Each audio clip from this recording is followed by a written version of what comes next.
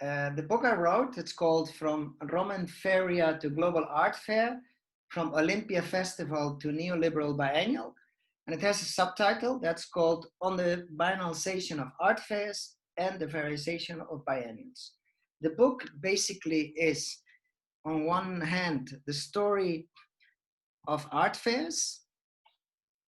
On the other hand, it's the story of biennials. And then it also looks upon how art fairs have started to behave like biennials and how, contrary-wise, biennials have started to act like art fairs.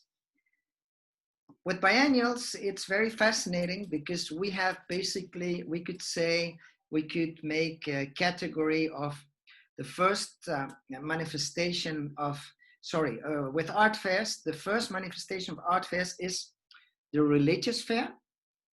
And this is the Roman fair or feria. Feria, the name, it's from Roman and it means feast day, those days when you don't work. So these were gatherings, and there people bought these kind of small, like artistic, small sculptures and things like that. The second manifestation is the artisanal art fair. That's the Pand in Antwerp in 1470, around there. And then in the Baroque, that's the Kermesse in The Hague. Okay, these are artisanal art fairs. That means that you could buy there paintings, sculptures, but also all those materials necessary, linen, oil, paint, whatever, for or wood for making sculpture, etc. So it was a mix. Then from there, from the artisanal, we go to what's called the industrial art fair. You know, the famous, it was called the World Fair in London in 1855, or also called World Exhibition. These were big exhibitions where each country presented the best products they have. You know, it didn't matter if it were steam machines, guns, all kinds of industrial products, basically. And actually, in the first edition, there were no art products. In the second edition, art works in the second edition in Paris. There, they included the salon, okay? The edition. And then the fourth manifestation or type of art fair is the artistic art fair, as we know. For me, the artistic art fair can be divided in four stages. The first one, the Salon des Indépendants. That's where artists come together, they organize a fair, and they sell directly, okay? Then this is end of 19th century. And then in the 20th century, we have the modern art fair, the contemporary art fair, and the global art fair. The modern art fair is based on the Salon des Indépendants, and it's the really radical, the Armory Show in 1930. Okay, this is the first modern art fair. It brings together for the first time art from Europe and art from the United States. It was curated. It had a really modern concept in terms of marketing, communication. It had a media manager, a VIP opening, pins, posters, catalogs, whatever. It was really cutting edge, and it was the first time that really such a big exhibition with most important avant-garde art from Europe and also from the United States. From the modern art fair, then we moved to the contemporary art fair. The contemporary art fair, it's 67, it's Art Cologne, and 1970, it's Art Basel, okay? These are the contemporary art fairs, and these are the structures that I call booth and alley, the typical structures that we find in art fairs. You know, these alleys and these booths, they are square. This is the structure that is maintained today. What is interesting is that here it's dealers that are organizing the fair. While in the modern art fair, the Armory Show was still artists. It was the Association of American Painters and Sculptors who was organizing it. in 1967, Art Cologne. In 1970, it's dealers that are organizing the fair. And then the last typology of art fair is the global art fair. That's around the 90s. That's invented by ARCO, and that's the model that has become standard urbi et orbi. And what is this model? This is a model with curated sections, with panels, seminars, conferences, with openings, with after hours, with museum, with a whole set of collateral activities, meaning museums openings at the same time at the fair, the gallery openings, gallery weekends at the same time at the fair, and so on. So this is the global art fair that was invented by Rosina Gomez Baeza. She was the director of ARCO Madrid. And because, why did she invent it? Because ARCO is a state fair. They had the budget, but we didn't have collectors. So we organized all kinds of activities. So ARCO Madrid was more than an art fair. It was an art fair, but it was also a biennial and a festival. And it had the support of the state, so we could bring in the best international art critics, curators, whatever. And ARCO started to do the curated sections. So in short, what's fascinating is that, well, the FERIA, the name, it's religious, the Roman FERIA in Rome. It started, then it moved to, in the Renaissance, and it moved to Antwerp, to Belgium with the Pand. That was a kind of model. And then it moved to the Kermes in The Hague, in the Baroque in the Netherlands. From there, we jumped to the industrial version with London, 1855, and then Paris. And from there, we start to see the real artistic fairs, Salon des Indépendants, and then the Armor Show, the Contemporary Art Fair in the 60s, 70s, Cologne, and then the global art fair like ARCO Madrid, Art Basel Miami, Freeze, Art Basel Hong Kong, and so on. This is practically the whole typology of art fairs, which is a very fascinating development, and this is what I tried to portray. So relating to biennials, there are many classifications possible, but I came with my own classification, which is, I think, it's more simple, more visible. We would have the first one, which is the experience biennial. Then we would have the trauma biennial. Then the third typology, that would be the resistance biennial. And then the last typology is the neoliberal biennial. Okay, what do I mean with experience biennial? An example of experience biennial would be the Venice Biennale, of course, but also the Sao Paulo Biennale, the Sydney Biennale, Istanbul Biennale, Valencia Biennale, and so on. It's the whole idea of experience that is related to the fact of experiencing art, but also to this idea of cosmopolitanism, to this idea of experimenting, to this idea of bringing together the art world, but also the idea of creating a market for art, local art. And basically, it's the will of many cities like Venice and later other cities that copied Venice to be modern, to become modern. And what's being modern and modernity entailed, you know, and putting in themselves on the map. And this is, and this was the whole idea behind the Venice Biennale. And then other cities, many other cities have copied this experience model, because in Latin, experience also means experimenting. So it's experiment. So it's interesting.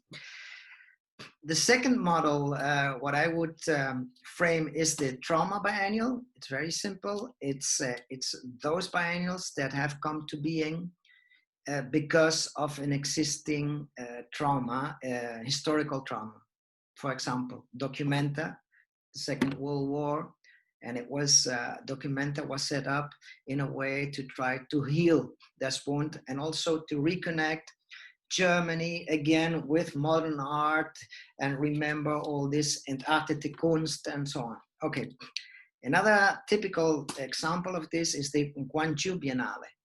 There were in the 1980s, there was an uprising, a people's uprising in Guangzhou, and the dictator really, he just, the dictator and the military, they shot a lot of people, killed a lot of people, and the Biennale was an idea of also try to heal this wound and try to use art to overcome this traumatic past, okay? But also the Biennale Hispanoamericana in Spain, in Franco, you know, the Civil War, etc. So we can come out with a series, but even more recently, Prospect New Orleans is a typical example, you know, after the hurricane. It's a typical example of using art, an art event like a biennial, to try to readdress a situation that is traumatic for the audience, okay? Then the third model is what I call the Resistance Biennale. That's very simple. It's like the major example is the Havana Biennale. The Havana Biennale, when it started in 1984, the Havana set itself out to be anti-commercial, anti-hegemonic, anti-mainstream, you know, anti-colonial. So this is an example. And then we can also think of the Dakar Biennale, the Asia Pacific Triennale in Brisbane, and so on. And then the last model that I call the neoliberal biennial, this is the biennial that comes into place from end of the 90s on. And this is practically all the biennials today are neoliberal because they respond to a set of characteristics that are typical of today's neoliberalism. And this set of characteristics, it's very simple because it's a series of star curators, a kind of the topics are normally related to globalization, multiculturalism, post-colonialism, a kind of soft new institutionalism. So it's a repetition. The titles normally are fake, you know, fit everything. The kind of medium that's preferred is installation, you know, also video installation. And also the kind of funding, it's very interesting because it's typical example of how neoliberalism works. It's not state funding anymore, maybe a little bit state funding, but it's a mix of state funding, corporate funding, and private funding. If we put an example, for example, many artworks that are presented at art fairs, very often it's a combination, it's a mix of a dealer, a collector, sometimes a foundation, and even a museum that work together to produce the work, transport the work, install the work, and present the work at the Venice Biennale, you know, for example.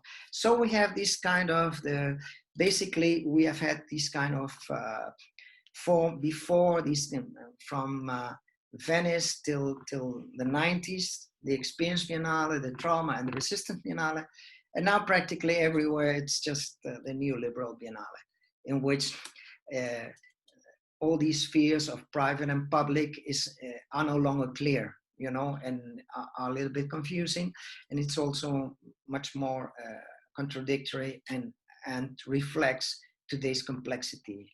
And as a matter of fact, I think that both art fairs and the biennials are perfect examples of soft power instruments of neoliberalism. You know, it's another way of competing.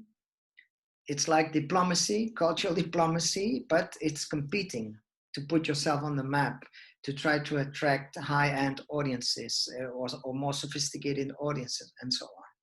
So this is. And finally, what I also look at is how art fairs have started to apply all kinds of strategies that are more appropriate of biennials, because when you see that an art fair has a curated section like Arco had with Jan Hoed, the Documenta curator, you think, wow, this, and also Arco started, they had the focus country. So it's fascinating because focus country, Belgium. The curator was Jan Hoed, a famous documenta curator, international curator. So you see that the national pavilions of Venice are being reproduced at an art fair with a top curator, with a documenta curator. It's fascinating. But this is something typical of a biennial.